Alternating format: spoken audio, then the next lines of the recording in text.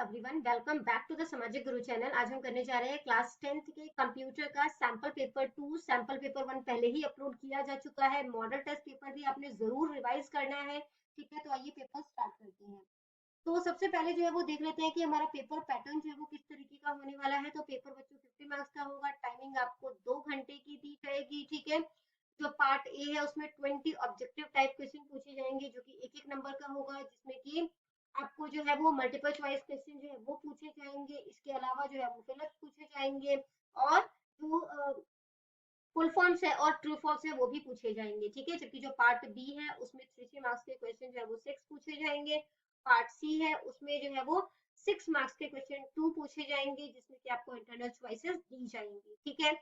तो जो है आपको मॉडल टेस्ट पेपर पे जो इसका ब्लूप्रिंट है, ठीक है, कंप्यूटर साइंस का, वो आपको मिल जाएगा। उसे भी देख लेना ताकि आपको रिवीजन करते टाइम जो है वो आसानी हो, ठीक है।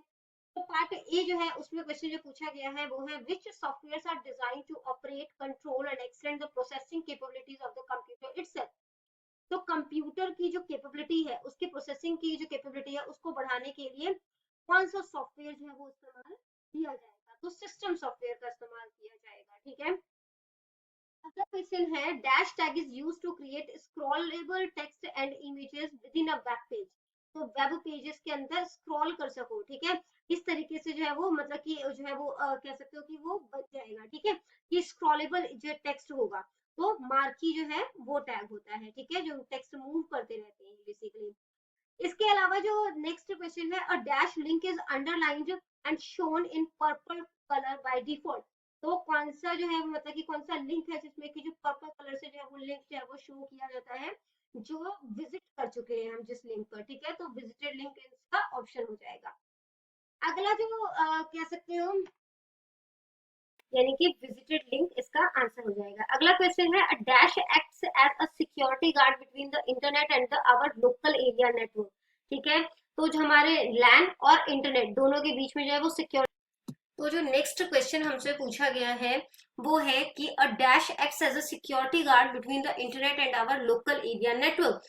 तो जो सिक्योरिटी मतलब कि इंटरनेट और हमारा जो लैन है यानी कि लोकल एरिया नेटवर्क है उसके भी सिक्योरिटी का काम करता है, तो कौन? फायरवॉल, ठीक है। अगला क्वेश्चन है dash are external output devices that takes data from a computer. तो कंप्यूटर से डेटा लेता है और उसको जो है वो मतलब कि पेपर पे जो है वो ग्राफिक या टेक्स्ट के थ्रू जो है वो दिखाता है हमें, ठीक है। और ये एक आउटपुट डिवाइस है, तो आंसर क्या है? प्रिंटर, ठीक है। अगला क्वेश्चन है dash is the pre defined model of publication. तो पब्लिकेशन का प्री डिफाइंड मॉडल होता है, तो इसको हम क्या कहते हैं? टेम्पलेट, ठीक है।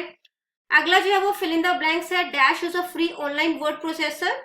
तो फ्री ऑनलाइन वर्ड प्रोसेसर जो है वो कौन सा होता है? वो होता है हमारा गूगल डॉक्स, ठीक है। अगला जो क्वेश्चन हमसे पूछा गया है वो है we can set the vertical alignment of only cell contents using dash attribute.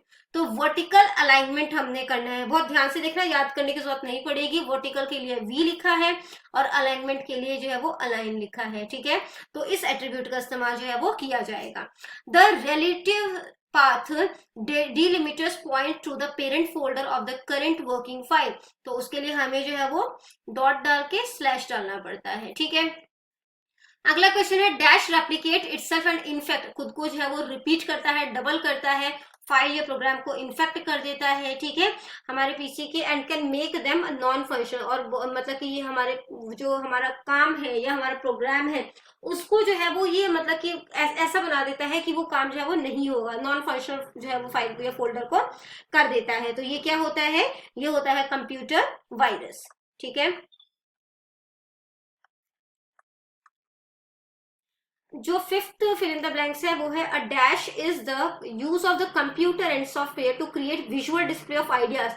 तो यहाँ पे आइडियाज को जो है या इंफॉर्मेशन को विजुअल डिस्प्ले मतलब कि दिखाया जाता है बेसिकली, ठीक है।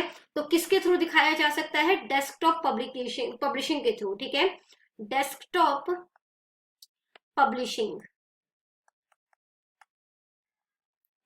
नेक्स्ट जो फिलअप है वो है dash is printed report containing news और information of the activities of a business और एन ऑर्गेनाइजेशन। तो ये एक प्रिंटेड रिपोर्ट है, ठीक है, जिसमें कि जो है वहां के जो न्यूज है या इंफॉर्मेशन है किसी बिजनेस का या ऑर्गेनाइजेशन का वो होता है, ठीक है। तो किसमें होगा? न्यूज़लेटर।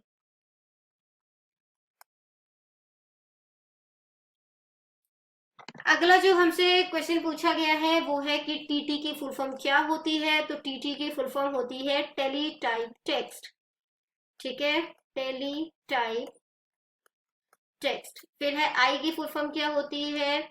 इटैलिक। टैग के अंदर है ये, तो ये एचटीएमएल के सारे होते हैं, ठीक है। डीएल जो है वो क्या होता है? Definition list, definition list. UL जो है उसकी फुल फॉर्म क्या होगी? Unordered list. इसी तरीके से अगर ओएल होता तो वो ऑर्डर्ड लिस्ट हो जाता है, ठीक है। HREF की फुल फॉर्म जो है वो क्या होती है? हाइपर टेक्स्ट रेफरेंस, ठीक है। H हाइपर टेक्स्ट के लिए और REF रेफरेंस के लिए।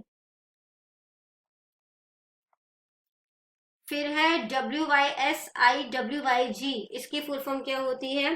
तो व्हाट यू सी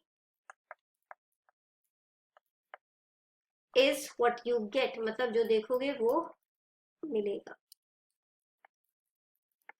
ठीक है। नेक्स्ट है ट्रू फॉल्स है। Anti malware is a software computer program use to prevent. तो एंटी मालवेयर जो है वो कंप्यूटर प्रोग्राम है जिसके थ्रू जो है हम जो मालवेयर है, ठीक है, उसको प्रिवेंट कर सकते हैं, बचा मतलब डिटेक्ट कर सकते हैं, पहचान सकते हैं और उसको वहां से हटा सकते हैं। बेसिकली वायरस है, ठीक है, मालवेयर एंटी मालवेयर है तो मालवेयर को रिमूव करेगा बेसिकली, ठीक है। तो ये बिल्कुल सही है।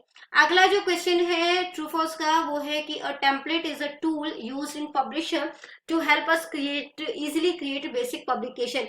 तो पब्लिशर का इस्तेमाल किया जाता है, ठीक है, टेम्पलेट को ड्रॉ करने के लिए बेसिक पब्लिकेशन में। तो ये भी बिल्कुल सही है, ठीक है।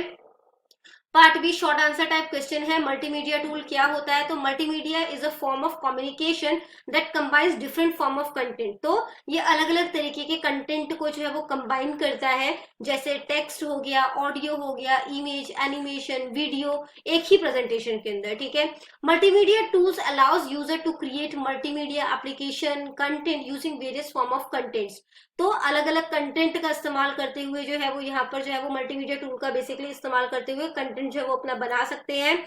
Adobe flash, media player and real player जो है वो मल्टीमीडिया टूल के कुछ एग्जाम्पल हैं। आगे बढ़ने से पहले अगर आपको हमारी वीडियोस पसंद आती है, हमारी वीडियोस आपके लिए किसी भी तरीके से हेल्पफुल है, तो चैनल को फटाफट से सब्सक्राइब कर दो, क्योंकि यहाँ पर इस तरीके का हेल्पफुल कंटेंट अपलोड होता रहता है। अगले क्वेश्चन को देखते हैं। How will you scroll text and images in HTML document. तो HTML डॉक्यूमेंट में आप किस तरीके से जो इमेजेस हैं, ठीक है, स्क्रॉल टेक्स्ट और इमेजेस जो है वो बना सकते हो। तो मार्कीज के लिए टैग जो है वो इस्तेमाल किया जाता है और ये जो है वो स्क्रॉलेबल टेक्स्ट और इमेजेस जो है उसके थ्रू हम वेब पेजेस में डाल सकते हैं, ठीक है। ये हॉरिजॉन्टली जो है वो भी मूव कर सकता है, जो कि लेफ्ट टू राइट मूव करता है, और वर्टिकली भी कर सकता है, ठीक है। टॉप टू बॉटम या बॉटम टू टॉप जो है वो कर सकता है, ठीक है। इसके लिए हम डायरेक्शन जो है वो मार्की का डायरेक्शन जो है वो डिसाइड कर सकते हैं, ठीक है। इधर हो जाएगा ये, तो ये राइट जो है वो लिख दिया, यहाँ पे जो भी टेक्स्ट हम मूव करना चाहते हैं, ठीक है, तो जो है उसको लिख कर यहाँ पे फिर हमने मार्की लिख दिया। अगला क्वेश्चन है व्हाट इज ऑर्डर्ड लिस्ट। ये क्वेश्चन जो है वो हम सैंपल पेपर 1 में कर चुके हैं, यहाँ पर नहीं करेंगे, ठीक है। फिर नेक्स्ट क्वेश्चन है, इसी में ऑप्शन दिया गया है right the name of various basic tags use for creating HTML tables in HTML। तो टेबल बनाने के लिए जो है वो कौन कौन से टैग का इस्तेमाल करोगे? टेबल टैग का इस्तेमाल करोगे, TH का इस्तेमाल करोगे, TR का इस्तेमाल करोगे, TD का इस्तेमाल करोगे, ठीक है। तो ये जो है वो टैग्स है। इसके बाद अगला क्वेश्चन है what are the different type of buttons used in the HTML form. HTML form में कौन कौन से बटन जो है वो इस्तेमाल किए जाते हैं? तो यहाँ पर जो है वो सबमिट बटन का इस्तेमाल किया जाता है, ठीक है। ये क्वेश्चन जो है वो भी हम कर चुके हैं। इसके बाद जो अगला क्वेश्चन है how will you insert an image in the HTML document. HTML document में हम किस तरीके से इमेज जो है वो इंसर्ट कर सकते हैं? तो इमेज को इंसर्ट करने के लिए हमें ING टैग का इस्तेमाल करना होगा। ये एक एम्प्टी टैग है जिसका मतलब कि क्लोजिंग टैग नहीं होता। जैसे कि हम लोग क्लोजिंग टैग क्या होता है, जैसे यहाँ पर टेबल लिखा और यहाँ पर जो मैंने इस तरीके से स्लैश डाल के टेबल लिखा ना, ये क्लोजिंग टैग होता है, ठीक है। तो इमेज का क्लोजिंग टैग जो है वो नहीं होता।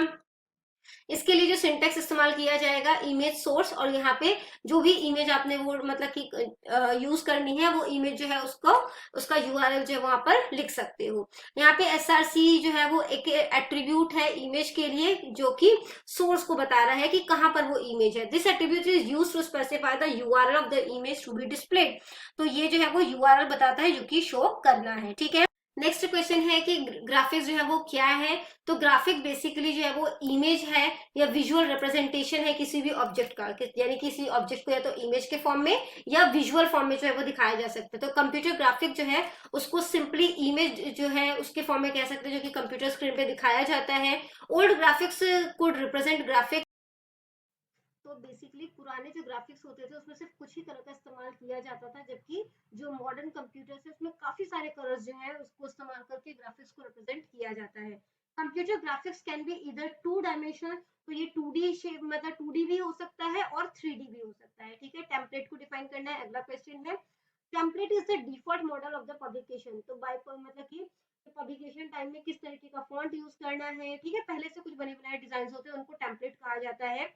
A template help us to create a basic publication very easily। तो जो बेसिक पब्लिकेशन है, ठीक है, जैसे कि विजिटिंग कार्ड कैसे बनाना है उसको बहुत इजी बना देता है ये। Many predefined design styles are available in template. तो काफी सारे पहले से बने बनाए डिजाइन जो है वो टेम्पलेट में अवेलेबल होते हैं, और हम इसका इस्तेमाल जो है वो कर सकते हैं बिना इसमें कोई चेंज किए हुए, ठीक है। या अगर कोई चेंज हम अपनी इच्छा अनुसार करना चाहते हैं तो वो कर सकते हैं। Many popular templates are available in office.com। और काफी सारे जो है वो मतलब टेम्पलेट जो है वो office.com पे अवेलेबल है, which can be downloaded to make high quality publication easily. इसको कि हम डाउनलोड करके जो पब्लिकेशन को हाई क्वालिटी की पब्लिकेशन है उसको इजीली बना सकते हैं। Part c long answer type question है। Question number 10, what are software. ये क्वेश्चन जो है वो हम कर चुके हैं, ठीक है। इसके अलावा compare offline and online office tool है, ये भी हम कर चुके हैं सैंपल पेपर 1 में। अगला क्वेश्चन है, explain various functions of operating system. Of various operating system के जो फंक्शन है उनके बारे में बताना है। तो प्रोग्राम को एग्जीक्यूट करता है, ठीक है, यानी प्रोग्राम को लागू करता है। Input output operation, the operating system control. तो ये जो ऑपरेटिंग सिस्टम होता है ये इनपुट आउटपुट ऑपरेशन जो है वो कंप्यूटर्स के उसको कंट्रोल करता है। फाइल सिस्टम को मैनिपुलेट करता है। तो operating system manages the file, तो ये फाइल को मैनेज करता है, उसकी डायरेक्टरीज को मैनेज करता है। इसके अलावा communication, the operating system handles the communication between. तो कम्युनिकेशन तो कंप्यूटर के जो अलग अलग डिवाइसेस के साथ अटैच है उनके बीच उनको किस तरीके से हैंडल करता है, ठीक है, हैंडल करना है, उसमें कम्युनिकेट करता है ये। इसके अलावा मिस्टेक्स जो है वो फाइंड आउट करता है, एरर डिटेक्शन करता है। Resource management, the various resources of the computer system, जैसे कि मेमोरी, सीपीयू, स्टोरेज है, उसको सही तरीके से मैनेज करता है और कंप्यूटर को प्रोटेक्ट करता है, ठीक है।